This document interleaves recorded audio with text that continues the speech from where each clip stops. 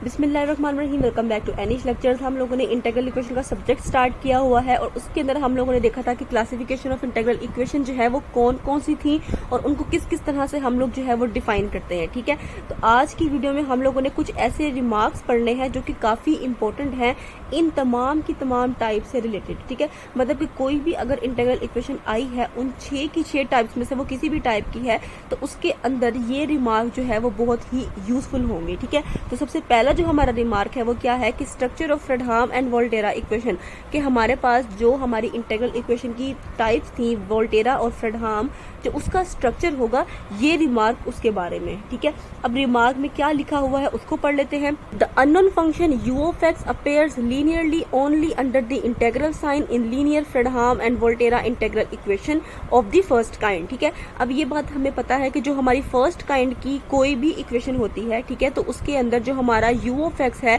जो हमारा unknown function है, वो सिर्फ और सिर्फ इंटीग्रल के साइन के अंदर हमें नजर आता है, बाकी कहीं पे भी नजर नहीं आता। इसमें आपने दो वर्ड्स याद रखने हैं कि जो हमारा u of x है वो ओनली हमें अपेयर होता है अंडर द इंटीग्रल साइन, तो उसको हम क्या कहते हैं कि वो हमारी फर्स्ट काइंड है, फिर चाहे वो फ्रेडहाम की हो या फिर वो वोल्टेरा की हो। ठीक है, इसी तरह उन्होंने कहा है कि अगर हमारे पास जो u of x है वो अपेयर होता है linearly inside the integral sign and outside the integral sign in the second kind, दोनों ही फ्रेडहाम और वोल्टेरा में क्या होता है कि अगर हमारे पास जो u of x है वो हमें inside the integral sign and outside the integral sign नजर आता है, तो हम कहते हैं कि वो हमारी सेकंड काइंड है, second kind of Volterra equation है या सेकंड काइंड ऑफ फ्रेडहाम इक्वेशन है। ठीक हो गया।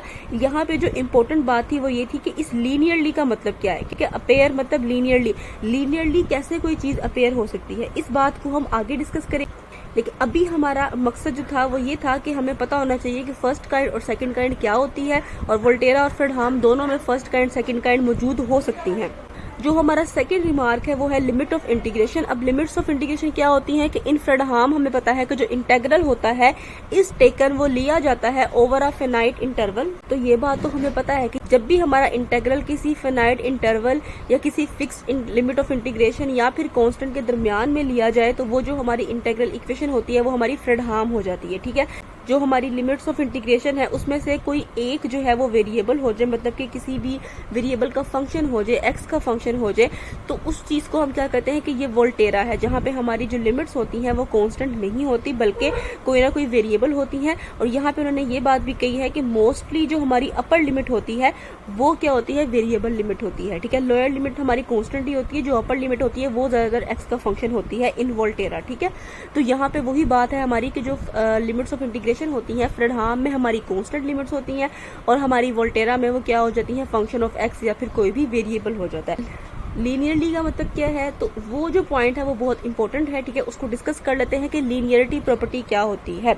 The unknown function u of x in Fredholm and Volterra integral equations occur linearly. ठीक है, कि वो लीनियरली अकर करता है और to the first power wherever it exist. ठीक है, कि जहां पे भी जो है ये मौजूद होता है u of x, चाहे वो इनसाइड द इंटीग्रल साइन हो चाहे वो आउटसाइड द इंटीग्रल साइन हो, तो हमारे u of x क्या होता है, लीनियरली अपेयर होता है। ठीक है, मतलब अब लीनियरली का मतलब क्या है कि वो तमाम चीजें जो एक लीनियर फंक्शन जो है वो होल्ड करता है, तो ये जो हमारा u of x है ये उन तमाम चीजों को होल्ड करता है। इसके अलावा जहां पे भी मौजूद होता है तो वो कौन सी पावर का होता है, वो फर्स्ट पावर का होता है। इसी इंटीग्रल इक्वेशन या कोई भी इंटीग्रल इक्वेशन की टाइप जिसके अंदर हमारा जो u of x है वो लीनियरली अपेयर हो रहा है, उसकी पावर जो है वो 1 है, तो उसको हम क्या कहेंगे कि वो लीनियर इक्वेशन है, लीनियर इंटीग्रल इक्वेशन है। ठीक है, चाहे वो वोल्टेरा हो, फ्रेडहाम हो, सिंगुलर हो, जो भी हो। ठीक है, अब यहाँ पे बात आती है कि अगर हमारे पास नॉन लीनियर फ्रेडहाम होगी या वोल्टेरा होगी तो वो तभी एराइज होंगी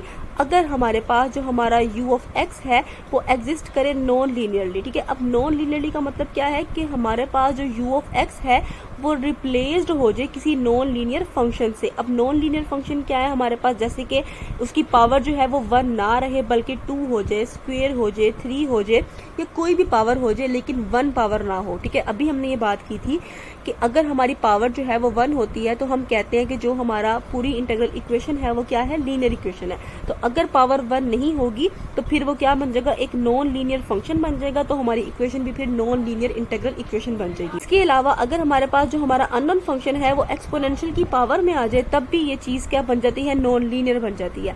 अगर हमारा जो अननोन फंक्शन है वो लॉग की टर्म के अंदर आ जाए या फिर हमारा जो ट्रिग्नोमेट्री आइडेंटिटीज हैं उनके एंगल के अंदर हमारा जो फंक्शन है वो आ जाए, तो तब भी जो हमारा अननोन फंक्शन होगा वो क्या बन जाएगा, वो नॉन लीनियर फंक्शन बन जाएगा। और जब हमारा unknown function non linear function बन जाएगा तो पूरी इंटीग्रल इक्वेशन हमारी क्या बन जाएगी, नॉन लीनियर इंटीग्रल इक्वेशन। अब यहाँ पे कुछ एग्जांपल्स को डिस्कस कर लेते हैं। हमारी जो फर्स्ट एग्जांपल अगर आप लोग देखिए तो इसमें जो हमारा अननोन फंक्शन है वो इनसाइड द इंटीग्रल साइन मौजूद है, इसका मतलब ये एक इंटीग्रल इक्वेशन है, ठीक है। और जो हमारा अननोन फंक्शन है वो इनसाइड द इंटीग्रल साइन और आउटसाइड द इंटीग्रल साइन मौजूद है, इसका मतलब ये integral equation of second kind है, ठीक है। अब जो हमारी लिमिट्स है वो कौन सी है, यहाँ पे कांस्टेंट लिमिट्स नहीं है बल्कि कोई फंक्शन ऑफ एक्स है, तो ये चीज हमारी वोल्टेरा है। तो हम क्या कहेंगे कि ये इक्वेशन कौन सी है, ये हमारी वोल्टेरा और integral equation of second kind है, ठीक है। अब हमने ये देखना है कि क्या ये लीनियर है या नॉन लीनियर है। तो अब यहाँ पे अगर आप लोग देखें तो जो हमारा अननोन फंक्शन है वो क्या है, उसकी पावर हमारे पास 2 है, ठीक है, जो कि नॉन लीनियर फंक्शन है। अभी हमने डिस्कस किया था कि जो हमारा अननोन फंक्शन है अगर वो कन्वर्ट हो जाए किसी नॉन लीनियर फंक्शन के अंदर, की पावर 1 ना हो बल्कि 1 से बढ़ जाए, तो फिर वो चीज क्या बन जाती है, नॉन लीनियर फंक्शन बन जाती है। यहाँ इसकी पावर अब जो है वो 1 से बढ़ गई है तो फिर ये एक नॉन लीनियर फंक्शन बन गया। तो ये इक्वेशन क्या बन गई है, non linear Volterra integral equation of second kind, ठीक है। इसी तरह हमारे पास जो सेकंड एग्जांपल है वो हमारी फ्रेडहाम की एग्जांपल है। उसके अंदर जो हमारा अननोन फंक्शन है वो देखे तो आपके पास क्या है कि वो साइन के एंगल में आ गए, ठीक है। अभी हमने डिस्कस किया था कि जो हमारा अननोन फंक्शन है वो किसी भी ट्रिग्नोमेट्री आइडेंटिटी के एंगल में नहीं आना चाहिए। अगर वो किसी ट्रिग्नोमेट्री आइडेंटिटी के एंगल में आ जाएगा तो फिर वो हमारा क्या बन जाएगा, नॉन लीनियर फंक्शन बन जाएगा। तो यहाँ पे ये जो है वो साइन के एंगल में आ चुका है, तो यहाँ से ये चीज जो है क्या बन गई है, नॉन लीनियरिटी की तरफ पहुंच गई है। तो हमारी इंटीग्रल इक्वेशन क्या बन गई है, non linear Fredholm integral equation of second kind, क्योंकि यहाँ पे जो अननोन फंक्शन है वो इनसाइड द इंटीग्रल साइन भी है और आउटसाइड द इंटीग्रल साइन भी है। अब यहाँ पे जो हमारी थर्ड एग्जांपल है उसमें क्या है कि हमारे पास ये जो एग्जांपल है ये किसकी है, ये वोल्टेरा इंटीग्रल इक्वेशन की है। और यहाँ पे जो हमारा अननोन फंक्शन है वो एक्सपोनेंशियल की पावर में आ चुका है, तो ये भी हमारे पास क्या है, एक non linear Volterra integral equation of second kind.